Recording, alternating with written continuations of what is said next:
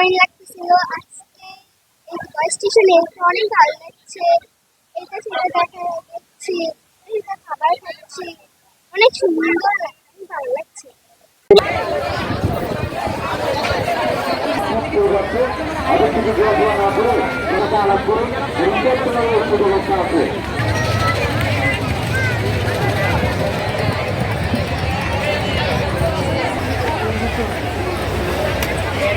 আজাব পরবর্তীতে কুমিল্লার দাউদকান্দি গোয়ালমারী থেকে ঈদ পরবর্তী পুণ্যমিলন উপলক্ষে সমবয়সী বন্ধুবান্ধব ৩০-৩২ জন নিয়ে চাঁদপুর মোহনায় এসে উপস্থিত হয়েছে।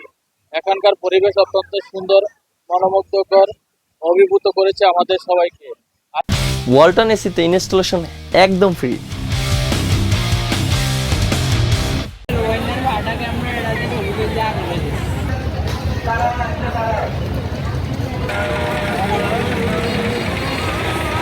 আসলে ঈদ মানে হচ্ছে আনন্দ, আর ঈদুল ফিতরের এই আনন্দটা আরো উপভোগ করার জন্য আমরা চাঁদপুর শহরের আশেপাশে যারা আছি, এই মোহনাটা আসলে অনেক সুন্দর একটা জায়গা।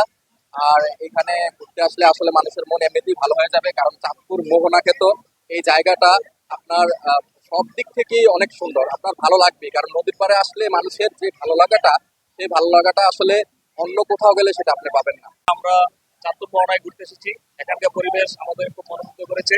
এখানে আমাদের এসে খুব ভালো লেগেছে এবং পরিবেশ খুব সুন্দর। এখানে আমরা আশা করবো যে ভবিষ্যতে যে আমরা এসে এখানে আরো আনন্দ এনজয় করতে পারি। তুমি কি পুরুষ না কাপুরুষ মিয়া? বউর শান্তির লেগে ফ্যামিলিতে তুমি ফাইট দিবা না?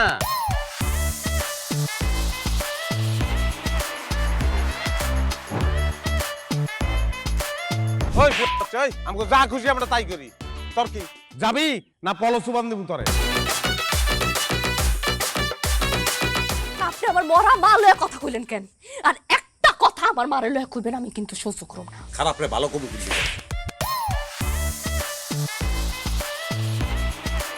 ওই তুই যে সুন্দর বাইরের মানুষ জানলো কেমনে? বিয়া করছিস কি বাইরের মানুষ ছেড়ে দেওয়ার লিগা? ভুলে গেছে, প্রথম বাসর ঘর তো।